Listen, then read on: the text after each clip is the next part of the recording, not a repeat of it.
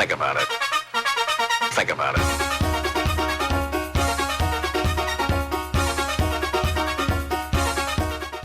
We have been doing High School Basketball Weekly and covering local Northern Berkshire High School basketball for approximately 15 years now. And I'll tell you, I don't think we've had ever as exciting a week as we've had this past week covering high school basketball action.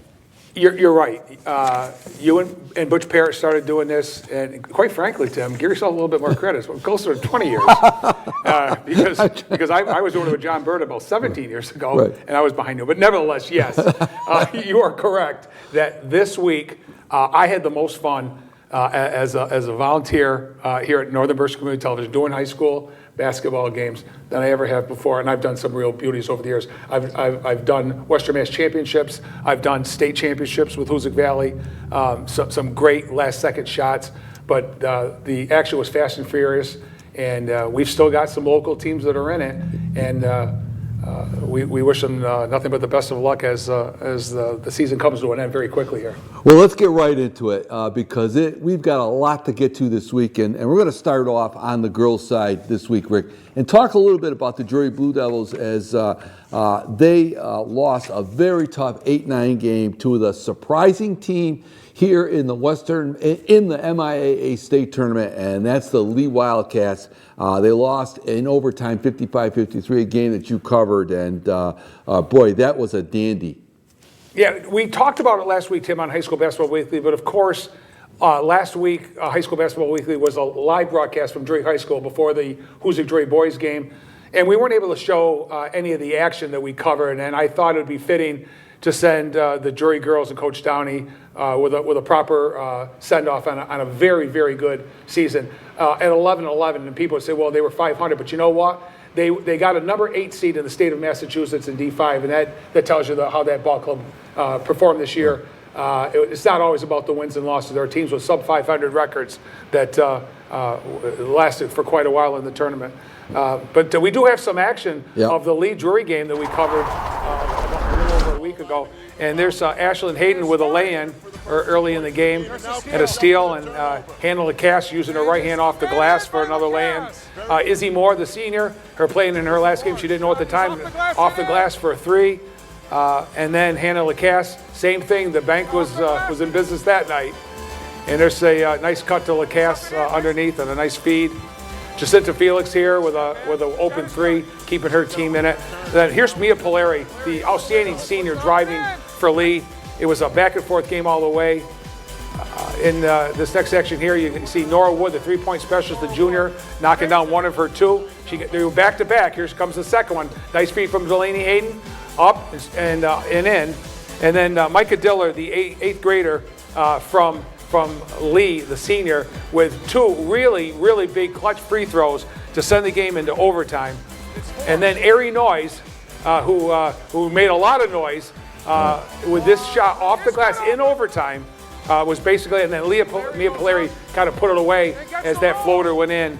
And then the final play of the game here is Coach Downey set up a play, but the pass was out of reach, and the game ended, and Lee came away with the win, a heartbreaker for the Blue Devils as they fall to number 9 Lee, 55-53. And of course, Tim, later on last week, Lee played Hopedale and knocked off the number 1 team, and they are still in it.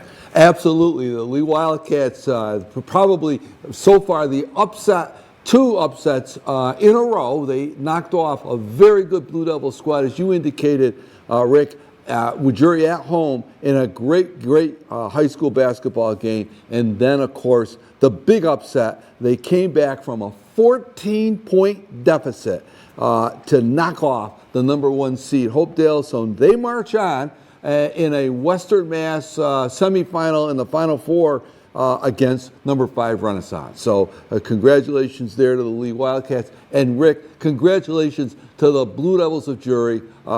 They've had a great year. It was a tough loss at the end. They played a tough schedule. They were a team that nobody wanted to face. And congratulations to them. They've got a real bright future as they've got a lot of returning players. Coach Downey has built himself a real nice program. And And yeah, Jacinta Felix will be missed. I mean, she was the quarterback. She was the backbone and the leader of that team. He's going to have to find a guard that can protect the basketball next year, and he knows that. We've talked about it. But he's got some incredible youth. He's got Addison Shepard. He's got Elise Daly. He's got Delaney and Ashlyn Hayden coming back. He's got the 8th grader, Right. Ella Bond, coming up, and she's going to play a major role next year. Lily Moranti, who was sick, unfortunately, in the MIA, wasn't able to play in those 2 games. And she added so much value at the end of the season, it started to score. And also coming back late in the season was Megan McGrath. I was so happy to see her back off her injury. And she didn't just come back and go on the floor. She made a difference when she was out there. So Right. a very, very bright future. Those girls hopefully will work hard in the offseason, and they will pick up for where they left off next year. Well, Rick, let's talk about another team from Berkshire County.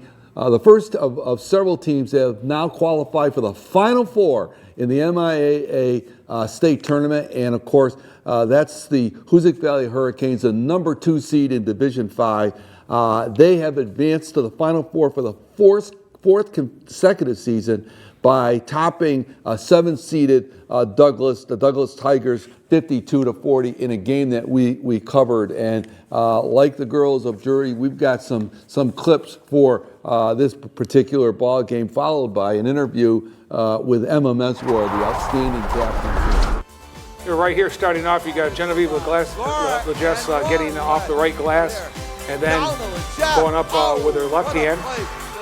Emma Meswar coming off a steal here, just pulls it away and puts it up and puts it in. And then the senior Amber LaShore drives baseline. The little floater is good. And we got Reagan Shea here with a little putback. Nobody boxed her out. She put the ball right back in. And freshman Sophie Wilson, nice feed, puts it in with her left hand. And then we've got Shea again getting the basketball. She sees a wide open lane here. She takes it, uses her right hand, and scores. And then we've got Emma Meswar with a beautiful feed from LaShore. She uses the glass, nice little fake, goes up. And then very, very late in the game, it was the closure for sure, was LaShore with a nice wide open three. She took her time and drained it. And we were able to talk to Emma Meswar. You'll never play high school basketball here at Hoosick Valley. How were you feeling there? It's so sad. This gym is really like no other. The energy, all the red around, it's really one of a kind experience to play here, and to know it's our last game is just really emotional. Emma, in the first half, we've been watching Hoosick Valley and covering you for a long, long time, and I'll tell you, for the first time I think we ever remembered, we saw you had to come out of a game. You don't ask out of a game very often. What happened there? I was tired. We were running. That was one of our fastest games that we've gone up and down. I got hit a couple times. I just needed a quick little breather there. It looked like that was one of your strategies in this game. It looked like you guys wanted to really push the action. Yeah, that's one of our biggest things, is to always push the ball. We know that we might not be the fastest, but we have the most endurance of really all the teams we play. So we really just want to push the pace as fast as we can, get the ball up, and try and score some hoops. Well, it's on to the Final Four once again. Yeah. How does it feel? It feels great. I've been to a Final Four for 4 years, so it's pretty cool to keep that going. Well, it's only been in existence for 4 years, Tim, and so here, no surprise that Coach Fredericks and his girls are headed back to the Final Four. But again, a tribute to that program, because these kids, when the dynasty I call started under Coach Wojcik about 12 years ago, these kids were in not diapers, but they were Very close. they may not have been in school. Right. So for some of them, and here they are. But you know, the program has sustained itself, and it reminds me a lot of the lead teams from the 80s and 90s, and some of the great programs in Berkshire County that year in and year out just put a great program together and sustain that. It's the hardest thing. So it's a tribute to the whole community of Adams and Cheshire, and to Hoosick Valley High School, and to all the coaches that have been up there, and to Coach Frederick and his staff. Yeah, congratulations to Hoosick Valley. They've gone to the Final Four now, where they play the 3rd seed Maynard later this week. And while we have a moment, Rick, we'll talk a little bit about Lennox Millionaires, who also had a great season. They were the number 4 seed in Division 5, and they only lost 2 games all year long, both to Renaissance. Renaissance topped them in the quarterfinals, 65-49. So Renaissance now goes on to the Final Four in Division 5. But great season for Lennox. Oh, Nicole Patel and her staff and her team had an incredible year. I saw them play once up at Drury. I covered that game against the Blue Devils. It was a very tight game. It was a 40-37 win for Lennox. It was nip and tuck all the way. Coach Downey's team went down there and beat Lennox last year and knocked them out, and they wanted to return the favor. So they both went in undefeated. They in Renaissance, and Renaissance knocked them off in the Western Mass, gave them their first loss, and because they were still seated higher, 4 versus 5 team, they played that game at Lennox, right. And they were up at halftime by a couple of points, but Renaissance just came surging out and had a great second half and took that ball game, as you said, 65-49. And the thing about Renaissance is that they're led by an 8th grader and a 9th grader. That's pretty incredible. Right. I've seen these girls' names day in and day out, Wallace and Baker, and they're 8th graders and 9th graders. And as you said, both those losses came to Renaissance. So certainly Renaissance, who are still in it, I am expecting is difficult because the game's not played that way. But Right. There's a very, very good chance the Hoosick Valley Hurricanes may see Renaissance in the finals, and that would be a classic. Yeah, that would be a great matchup based on all that we've seen over the years and the games we've done. Great high school action in this tournament. Rick, we've really enjoyed it, and hats off to all the teams this year that have played in Berkshire County. It's been a great season, and it's going to be capped off now with the Final Four, and great that we have Berkshire County teams in the Final Four. And there's the Hoosick girls Yep. after their big win over the Douglas Tigers, and that Douglas team, Tim. We don't know Right. much about them, and the folks that are out here, so they are loaded with 8th and 9th graders themselves. A couple of 8th graders have started, and they have a very strong program there, and I'm sure that they'll be back Yep. also. And I just wanted to add. In that victory over Douglas, Douglas scored 40 points. That's the most the Hoosick Valley has allowed in postseason so far. Right. That's a pretty impressive defense for sure. And following the game at Hoosick Valley, I did speak with one of the assistant coaches for Douglas, and we've dealt with this in the past. They knew they had their hands full when they came to Hoosick Valley, and what the assistant coach basically said about their program is, hey, Hoosick Valley is where we want to go, and we think we've got a great nucleus here, and they're disappointed to lose, but they're looking forward to the future. Yeah, especially when you have kids that are in 8th and 9th grade, and Right. it may be their first season, but well into their first season, they become the veterans of varsity basketball. And you see it more all the time. We continue to talk about it Right. On High School Basketball Weekly and during the games, Tim, how surprised we are with some of these younger teams. Yes, some of the boys, but moreover, most of the girls. So, the youth is rising, Right. not just in this area, but the whole state. Yep. Let's turn our action, Rick, now to the boys' tournament.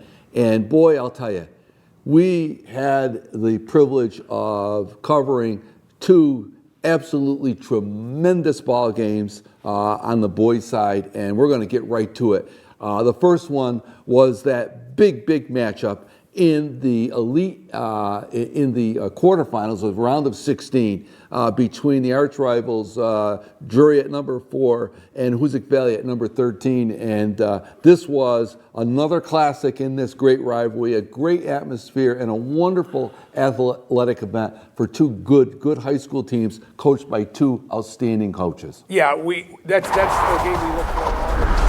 And we have clips of this game right here. And right away in the first quarter, there's a nice feed from Bradley to Hakes, and Will knocks down a 3 very early on. And then Aiden Wicks, nice driving layup off the glass.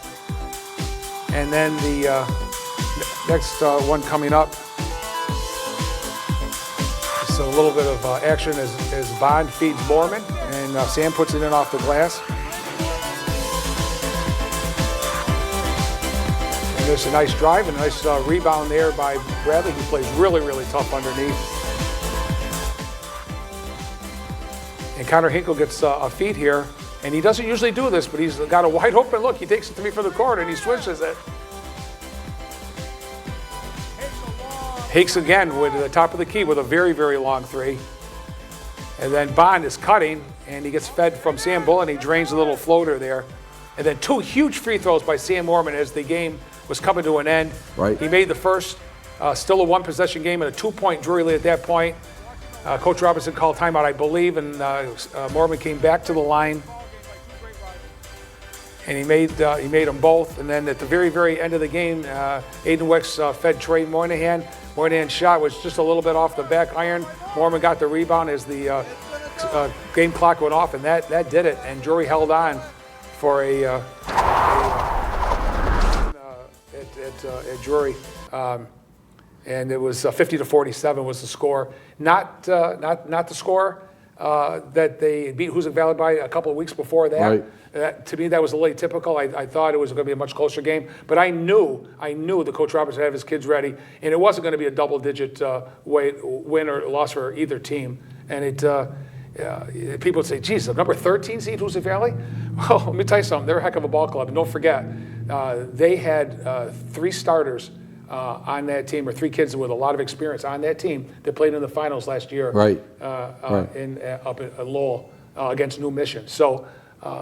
Coach Robinson had a lot of experience coming back. He had a real nice squad, played in a very tough league. Yes, he suffered more losses than he has in a long, long time.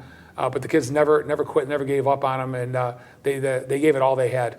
Yeah, and this was a game marked by big efforts by players who really rose to the occasion offensively, and specifically for Hoosick Valley, Will Hakes, who ended up with 15 points. But also did a tremendous job guarding Jorge Bond. He held Jorge Bond at check down to 11 points and no 3-pointers, and he did a great job. And for Drury, Rick, Connor Hinkle, what an outstanding game for Connor. The junior led the way with 18 points, and I'll tell you, he played wonderfully on both ends of the court, and I actually caught up with him, interviewed him after the game, Yeah.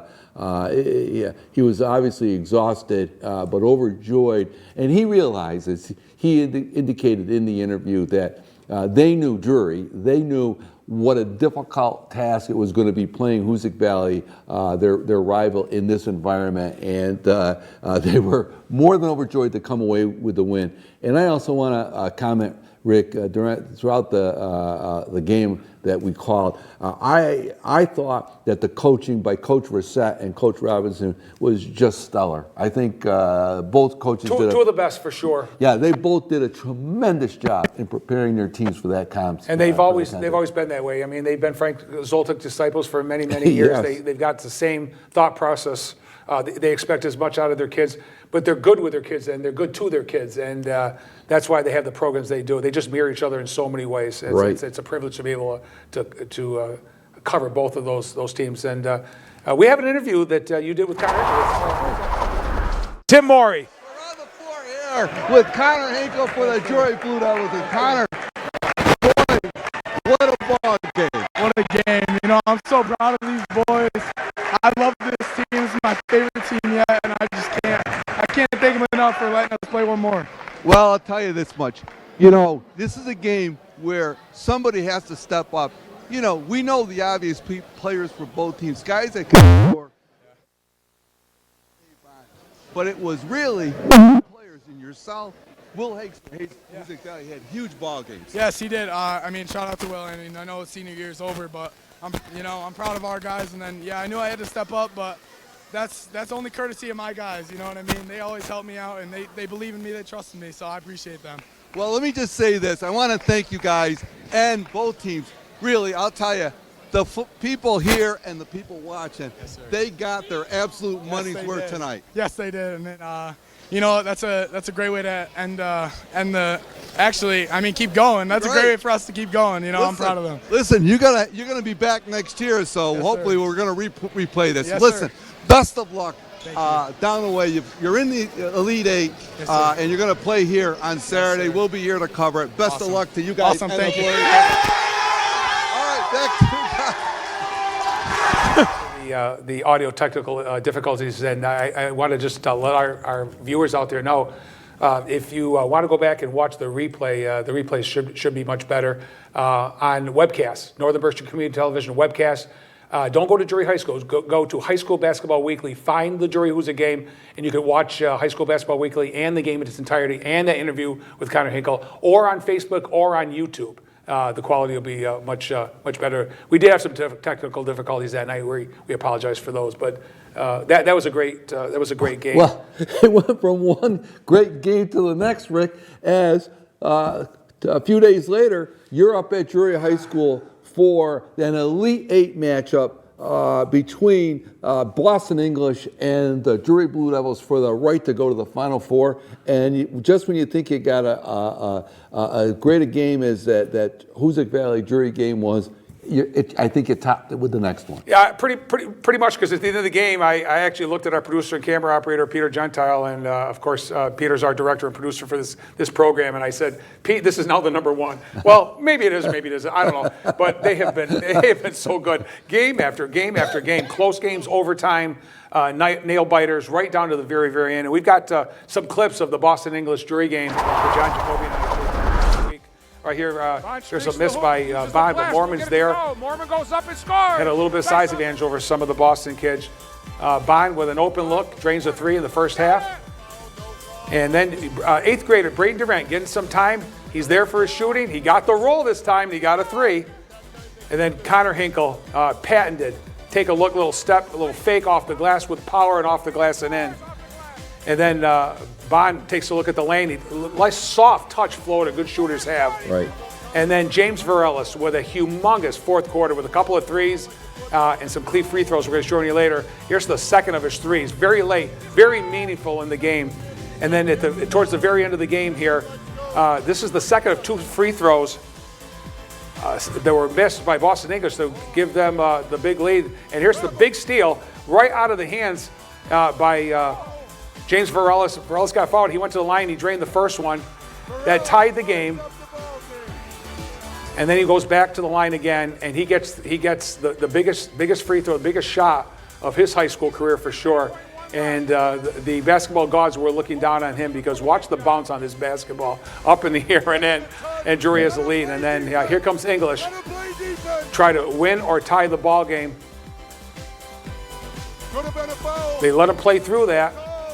And the shot is up. It's no good. Drury gets the ball, and the shot, just like the Hoosick Valley game, and the place just absolutely erupts. And we were so happy for the Drury kids. But calling back-to-back games within a few days, Tim, ending pretty much the same way. You couldn't ask for anything more. As James Varelis is absolutely just pounded on by his teammates there. Yeah. And he was okay. And as Peter showed earlier, the Hoosick Valley girls with their banner and their trophy, the Drury Division V boys in their region go on to the Final Four for the first time.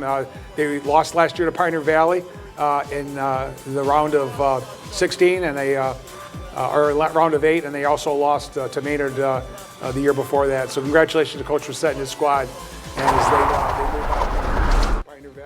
Yeah, and that's a great picture right there. This is a well-deserved trip for the Drury Blue Devils to the Final Four. I thought this team had the capability of reaching it. They did play. They're peaking at the right time. Rick, they've got a tough matchup against the number 1 seed Pioneer, who've beaten them twice this year. But as we've indicated many times, it's tough to beat a team 3 times, and the separation between these two teams I don't think is that great. So I've got Drury boys with a real good shot to go all the way to the finals in Division 5. I agree with you, Tim. I know in the first matchup against Pioneer Valley, the Pioneer Valley kids couldn't miss from what I understand. I talked to a few folks that went to that game, and they were just red hot. And that was the only game Drury wasn't in all season long. I did attend, even though we didn't cover it, the Pioneer game up at the Bucky Bullet Gym. It was a much closer game. Drury was either ahead or behind by 1 point at the end of one and down by 2 or 3 at the half. They had a horrible offensive third quarter, and that cost them. Right. They outscored Pioneer in the fourth quarter, so they held right with them for most of the game. Coach Robinson's team, very early in the season, went over to Northfield and played them over there and Yes. stuck with them for 3.5 quarters too. Right. So they haven't been challenged very much this year. They have an incredibly talented team under Coach Scott Thayer, Yep. and they've got three seniors that average anywhere from 15 to 18 to 23 points a game. And so it's going to be a tough matchup, but we'll report on that ball game next week. But it's been an incredible week, an incredible season. Right. And it's going to be hard to top the excitement we've had over this past week of covering the tournament. It has really lived up to expectations, and we want to thank first off, the athletes and the school administrators for all their cooperation in the broadcast of these games. It's been great. But we have a minute, Rick. Just want to also acknowledge 2 other Berkshire County teams that are in the Final Four. It's been a big year for Berkshire County, and Monument Mountain, they were the number 5 seed in Division 4. They have gone to the Final Four in Division 4, and this is a good Monument Mountain team. I think they've got a shot to win it all in Division 4. Yep, you could flip a coin and say that the Taconic Thunder under Coach Bill Heafy or Rady Colis's Monument Mountain Spartans are 1-2. I've got Taconic, believe it or not, maybe just ahead of them. But you could flip a coin. That's how close it is. Right. Those 2 teams played 10 times. They'd each win 5. I assure you that. And taking nothing away from Pittsfield High either. They had another great season. But the Monument boys are going to face the Albert Holland School of Technology, who are the number 1 seed in Division 4, and we'll report if we have time next week on that game. We should as we do our conclusion show next week, and then the Taconic Thunder. Yep. They'll be playing number 2 Norwell, and we'll have time to report on that. So we've got the Hoosick Valley girls, the Drury boys, the Monument Mountain boys, and the Taconic boys still in it, and we'll see what happens. Right. We'll see if it becomes that it's Hoosick Valley and Renaissance. That ought to be a beauty of a game. So we'll know very shortly, but we'll report on that next week on High School Basketball Weekly as we do our final show. Yes, we absolutely will. We want to wish the best of luck to all the teams that have reached the Final Four of the MIAA State Tournament. And we want to remind our viewers that stay tuned for our game of the week following this broadcast, and it'll be a dandy, that's for sure. So for Rick Bull, I'm Tim Morey saying goodbye, and we'll see you next week right here on High School Basketball Week. Think about Take care, it. everybody.